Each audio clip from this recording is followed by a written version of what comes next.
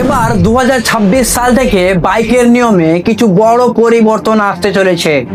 পুরাতন রেজিস্ট্রেশন এবং ধোঁয়ার দূষণের জন্যই এই নিয়মটা নতুন করে শুরু করা হচ্ছে। তাই বন্ধুরা, আপনাদের যদি 10 থেকে 15 বছরের পুরাতন বাইক থাকে আর যদি আপনি এখন একটা নতুন বাইক কেনার কথা ভাবছেন, তাহলে বন্ধুরা আপনাদের জন্য এই ভিডিওটা অত্যন্ত জরুরি হতে পারে। এবং 2026 সাল থেকে কি কি রুলস রেগুলেশনের নিয়মকে মাথায় রেখে আমাদেরকে বাইক চালাতে হবে। তাহলে বন্ধুরা আপনারা এই ভিডিওটা শেষ পর্যন্ত দেখতে থাকুন। হ্যালো বন্ধুরা, আমি হলাম শাহরুখ, আপনারা দেখছেন স্ট্রং লাইফ ফেসবুক পেজ। তাহলে চলেন আজকের এই ভিডিওটা বেশি দেরি না করে ছটপট করে শুরু করা যায়। প্রথমত 2026 সাল থেকে সমস্ত নতুন 2 চাকা গাড়িতে 125 সিসির ওপরে অ্যান্টি লক ব্রেকিং সিস্টেম মানে ABS থাকা বাধ্যতামূলক হবে।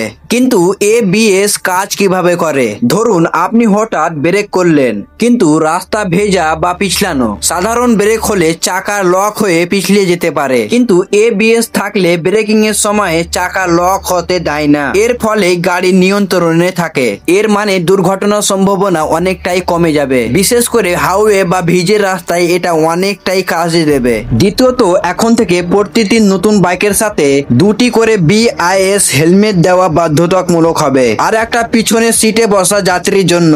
এতে নিশ্চিত হবে চালক ও যাত্রী দুজনেই সুরক্ষিত থাকবে। এবং এই কথা মাথায় রাখবেন, সাধারণ কম মানের হেলমেট পরে জীবনে ঝুঁকি নিতে যাবেন না। এবার রেজিস্ট্রেশন শুধু নতুন বাইকের জন্য নয়, পুরনো বাইকের মালিককেও খেয়াল রাখতে হবে। 2026 সাল থেকে 15 বছরের বেশি পুরনো বাইকের জন্য রেজিস্ট্রেশন নবায়ন এবং দূষণ পরীক্ষার নিয়মে আরো কড়াকড়ি হতে পারে। তাই যেই বাইক নির্দিষ্ট দূষণ মানে পূরণ করতে পারবে না, সেটি হয়তো আর রাস্তাতে চালানো যাবে না। তাই যদি আপনার বাইক পুরনো হয়, এখনই তাদেরকে সার্ভিসিং বা পলিউশন সার্টিফিকেট চেক করিয়ে নেওয়া দরকার। এই নিয়মগুলোর মূল উদ্দেশ্য হলো সড়ক দুর্ঘটনা কমানো, দূষণ নিয়ন্ত্রণ করা আর চালকদের নিরাপত্তা বাড়ানো। প্রতি বছরে দেশে হাজার হাজার বাইকের দুর্ঘটনা হয়। যদি সঠিক সেফটি ফিউচার আর ভালো হেলমেট ব্যবহার করা হতো, তাহলে অনেক লোকেরই প্রাণ বেঁচে যেত। তাই বন্ধুরা, আপনাদের করণীয় কি চলুন জেনে নেন। নতুন বাইক কিনতে চাইলে দেখুন ABS আছে কিনা। 2026 সাল থেকে এটা অবশ্যই বাধ্যতামূলক হবে।